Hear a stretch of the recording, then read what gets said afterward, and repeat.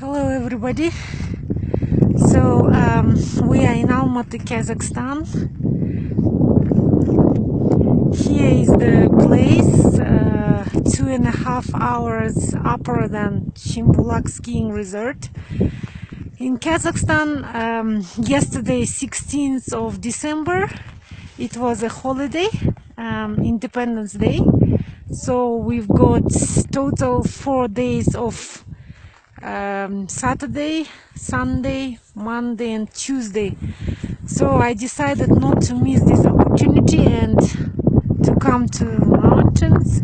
So this is 2,500 meters above the sea level. Lovely location, sunny.